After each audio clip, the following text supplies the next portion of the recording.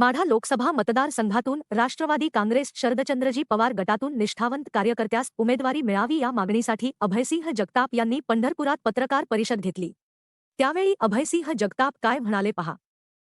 राष्ट्रवादी काँग्रेस पार्टीच्या निष्ठावंत कार्यकर्त्यांमध्ये प्रचंड असंतोष आणि एक द्विधा मनस्थितीचं वातावरण निर्माण झालेलं आहे। या वातावरणाच्या पार्श्वभूमीवर या कार्यकर्त्यांनी एकत्र येऊन आदरणीय शरदचंद्रजी पवार साहेबांना आपलं मत कळवावं यासाठी मी प्रयत्न करतो आहे आणि येणाऱ्या 28 मार्च रोजी हे सर्व कार्यकर्ते निष्ठावंत कार्यकर्ते म्हसवड या ठिकाणी एकत्रित येणार आहेत आणि आपलं एकत्रितपणे मत प्रदर्शन शरद पवार साहेबांच्याकडे करणार आहेत आणि त्यासाठी मी या ठिकाणी आलेलो आहे। आपल्याला उमेदवारी भेटेल या अनुषंगाने आपण प्रत्येक आता गावात असेल तुम्ही प्रचार करताय, त्या प्रचारामध्ये लोकांचं मत काय आहे?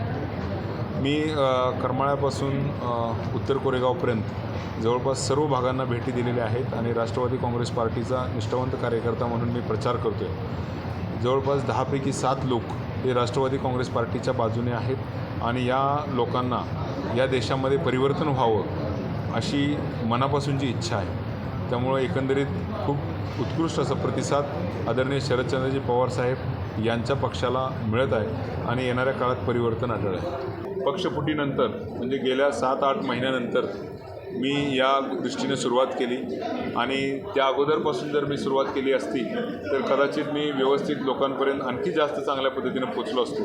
आजही मी लोकांपर्यंत चांगल्या पद्धतीनं पोचलेलो आहे, परंतु अर्थातच ज्यांनी 3-3 पिढ्या राजकारणात काढल्या त्यांच्याशी माझं कंपॅरिझन होऊ शकत नाही, पण माझे चांगलं कार्य मी जास्तीत जास्त लोकांपर्यंत पोचवण्याचा पुरेपूर प्रयत्न केला आहे। राष्ट्रवादीच्या फुटीच्या अगोदर पक्ष आणखी मजबूत होता आणि त्यावेळी कदाचित माझ्यासारख्या व्यक्तीची लोकसभेला उभं राहण्याची गरज पडली नसती, परंतु आत्ता ही विचारांची लढाई आहे आणि ही विचारांची लढाई लढण्यासाठी कुणीतरी पुढं आलं पाहिजे, म्हणून मी माझ्या पूर्ण ताकदीनं या लढाईमध्ये उतरलो आहे आणि आदरणीय शरदचंद्रजी पवार साहेब यांच्या विचाराने ही लढाई जिंकण्याचा मानस आहे। या मेळाव्यामध्ये कोणत्याही प्रकारचं उमेदवारीबद्दलचं नाव घोषित होणार नाही, परंतु या मेळाव्यामध्ये राष्ट्रवादी काँग्रेस पक्षाचे निष्ठावंत कार्यकर्ते आपल्याला नक्की पक्षाकडून काय अपेक्षित आहे ही भावना बोलून दाखवतील आणि त्या भावना पक्षापर्यंत पक्षप्रमुखांपर्यंत पोहोचवण्याचं काम या मेळाव्याच्या माध्यमातून केलं जाईल। आपल्यासोबत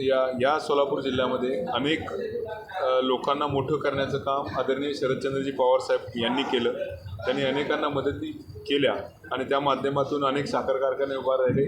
हे साखर कारखाने उभा करत असताना शरद पवार साहेबांचा उद्देश इथल्या शेतकऱ्यांना याची मदत व्हावी आणि त्या माध्यमातून या भागाचा विकास व्हावा। साखर कारखान्याच्या माध्यमातून जे मोठे झाले ते नेते मोठे झाल्यानंतर त्यांच्या काही वैयक्तिक अडचणीमुळं शरद पवार साहेबांना सोडून गेले असले तरी साहेबांवर इथल्या मतदारांचा पूर्ण विश्वास आहे। त्यामुळं येणाऱ्या काळात साहेब नवीन युवक घडवतील, नवीन युवक नेते होतील आणि खऱ्या अर्थाने जी विचारधारा आहे त्या विचारधारेशी प्रामाणिक राहून यापुढे राजकारण केलं जाईल असा मला विश्वास आहे। उद्योग व्यवसायासमोर सुद्धा अनेक अडचणी या देशात निर्माण झालेल्या आहेत। छोटे छोटे उद्योग हळूहळू बंद होत आहेत आणि खूप मोठ्या साईजचे उद्योग आणखी मोठे होत आहेत। अनेक धोरणं डिझाईन करताना किंवा धोरणं पॉलिसी बनवताना काही ठराविक उद्योजक डोळ्यासमोर ठेवून पॉलिसी बनवल्या जातात, त्या छोट्या उद्योजकांना घातक आहेत आणि त्यामुळं तुम्ही बघितलं असेल की सिमेंट कंपन्यासुद्धा एका ठराविक कंपनीनं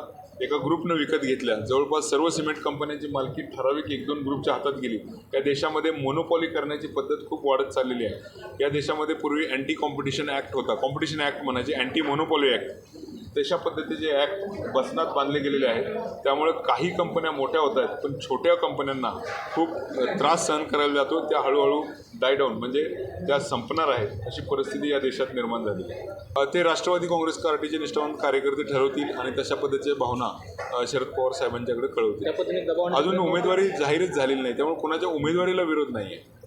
उमेदवारी जाहीर झाल्यानंतरचा विषय, दबावाचा संबंध नाही। कार्यकर्त्यांना शरद पवार साहेबांच्यावर प्रेम करणाऱ्या कार्यकर्त्यांना राईट आहे त्यांना आपल्या भावना कळवायचा, त्या भावना नक्कीच कळवतील सगळे। बरोबर आहे, 2 वेगळ्या पद्धतीनं त्यांनी संदेश दिला, एक तर रक्ताने पत्र लिहिलं आणि दुसरं अनेक शेकडो कार्यकर्त्यांनी रक्तदान शिबिर आयोजित केलं आणि रक्तदान शिबिर आयोजित करून या कार्यकर्त्यांनी भावना आपल्या पोचवल्या। प्रत्येक वेळी शक्तीप्रदर्शन करून किंवा गर्दी जमवूनच अशा गोष्टी होतात असं नाही. आपल्या भावना त्यांनी पोचवल्या, परंतु आता सर्व कार्यकर्ते एकत्रित येऊन पुन्हा एकदा आपल्या भावना शरद पवार साहेबांपर्यंत पोचवतात. माझं वैयक्तिक एका अदानी ग्रुपवर कोणताही प्रकारचा विरोध किंवा राग लोभ नाही. माझा गव्हर्नमेंटच्या पॉलिसीवर आक्षेप आहे. गव्हर्नमेंटच्या पॉलिसी बनवताना कोणाला एकाला फायदा होईल अशा पद्धतीच्या पॉलिसी बनवू नये. तशा पॉलिसी बनवल्यानंतर अदानी असतील किंवा अंबानी असतील किंवा आणखी कोणी असेल, कोणीतरी त्याचा फायदा घेणारच. त्यामुळे पॉलिसी बनवताना त्या चुका होतात, त्यावर माझा आक्षेप आहे.